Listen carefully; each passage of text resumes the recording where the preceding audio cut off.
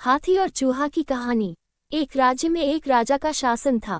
हर सप्ताह पूरी शानो शौकत से नगर में उसका जुलूस निकला करता था, जहां प्रजा उसके दर्शन किया करती थी।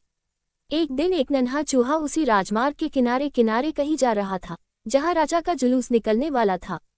वह चूहा था तो छोटा सा, मगर उसका घमंड बहुत बड़ा था और वह खुद को सर्वश्रेष्ठ और महान समझता था।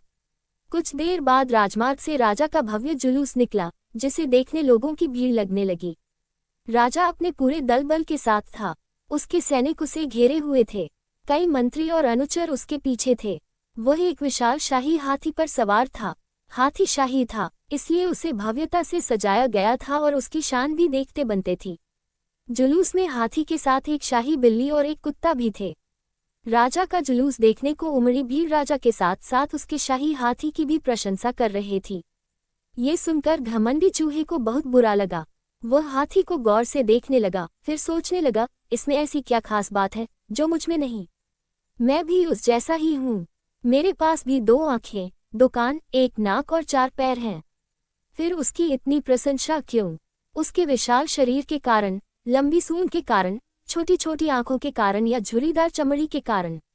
किस कारण? एक बार तुम लोग मुझे देख लो, उस हाथी को भूल जाओगे। मैं हाथी से ज्यादा महान हूँ। चूहा ये सब सोच ही रहा था कि शाही बिल्ली की नजर उस पर पड़ गई और उसकी लार टपक गई। जुलूस छोड़ वह उसकी ओर लिपकी। फिर क्या था, चूहा अपनी सारी महानता भूलकर दुम दबाकर भागा। भागते भागते वह हाथी के सामने आ गया। आगे बढ़ते हाथी ने उस पिद्दी से चूहे को देखा तक नहीं और अपना विशाल पैर उठा लिया। चूहा उसके पैर के नीचे कुचलने ही वाला था, मगर किसी तरह उसने खुद को बचाया। वहां से बचा तो खतरनाक कुत्ता सामने था, जो उसे देखकर गुर्राया। चूहा पूरी जान लगाकर वहां से भागा और राजमार्ग के किनारे स्थित एक छेद में घुस गया। उसका सारा घमंड उतर चुका था। उसे समझ आ चुका था कि वह इतना भी श्रेष्ठ और महान नहीं। सीख, किसी से मात्र रूप रंग की समानता